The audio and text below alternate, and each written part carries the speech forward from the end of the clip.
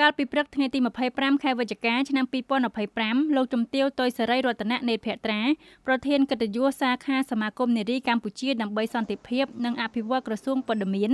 បានយកអង្ករវីតាមីនចំនួន300កេសទៅប្រគល់ជូនមន្ទីរពេទ្យព្រះកេតុមាលាដើម្បីចូលរួមក្នុងសកម្មភាពមនុស្សធម៌ក៏ដូចជាជួយសម្រួលដល់ការស្នាក់អាស្រ័យពិនិត្យព្យាបាលជំងឺរបស់ប្រជាពលរដ្ឋជាពិសេសកងទ័ពដែលបានមកទទួលសេវាព្យាបាលក្នុងជំនួបមុនពិធីប្រគល់និងទទួលអំណោយសប្បុរសធម៌ខាងលើនេះឯកឧត្តមសេនីយ៍ឯកលីសុវណ្ណអគ្គនាយករងអគ្គនាយកដ្ឋានភស្តុភារហិរញ្ញវត្ថុក្រសួងការពារជាតិនិងជានាយកមន្ទីរពេទ្យព្រះកេតុមាលាបានថ្លែងអំណរគុណយ៉ាងជ្រាលជ្រៅជូនចំពោះលោកជំទាវ តុយ សេរីរតនៈ នេតភត្រានិងលោកស្រីជាសមាជិកនៃសាខាសមាគមនារីកម្ពុជាដើម្បីសន្តិភាពនិងអភិវឌ្ឍក្រសួងព័ត៌មានទាំងអស់ដែលបាននាំយកអំណោយមនុស្សធម៌ជាអង្ករសុខភាពដើម្បីចូលរួមចំណែកកាត់បន្ថយការលំបាករបស់អ្នកជំងឺដែលមានសន្តានចិត្តប្រកបដោយសប្បុរសធម៌ចូលរួមចំណែកជាមួយមន្ទីរពេទ្យនិងរាជរដ្ឋាភិបាលហើយសកម្មភាពដ៏ថ្លៃថ្លានេះជាកម្លាំងចលករដែលមិនអាចខ្វះបានជួយទ្រទ្រង់និរន្តរភាពនៃប្រតិបត្តិការមនុស្សធម៌ជាដើម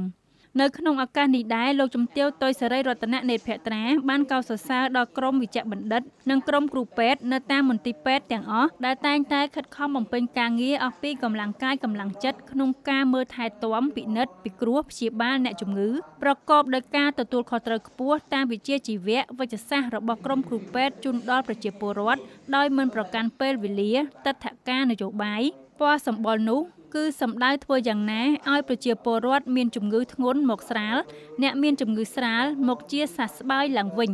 លោកជំទាវបានគូបញ្ជាក់ថាទោះជាការផ្ដល់ជូននៅអង្ករវីតាមីននាឱកាសនេះពុំអាចឆ្លើយតបទៅនឹងតម្រូវការនៃអ្នកជំងឺយ៉ាងណាក៏ដោយប៉ុន្តែពិតជាអាចជួយសម្រួលនៅការខ្វះខាតរបស់ប្រជាពលរដ្ឋមួយរយៈពេលនៃការសម្រាកព្យាបាលជំងឺផងដែររាជរដ្ឋាភិបាលកម្ពុជាអាណត្តិទី7បានបោះជំហានយ៉ាងស្វាហាប់និងបានដាក់ចេញនូវយុទ្ធសាស្ត្របញ្ចកោណដំណាក់កាលទី1ដើម្បីកំណើនការងារសមត្ថភាពប្រសិទ្ធភាពនិងចីរភាពសម្រាប់ការអភិវឌ្ឍនៅកម្ពុជាក្រោមដំបូលនៃសុខសន្តិភាព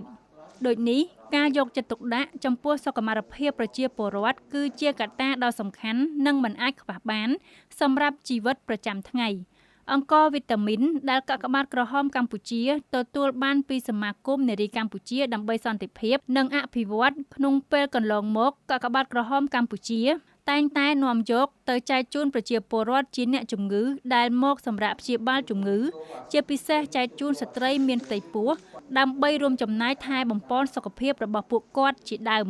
សូមបញ្ជាក់ថាសាខាសមាគមនារីកម្ពុជាដើម្បីសន្តិភាពនិងអភិវឌ្ឍក្រសួងព័ត៌មាននាំយកអង្ករវីតាមីន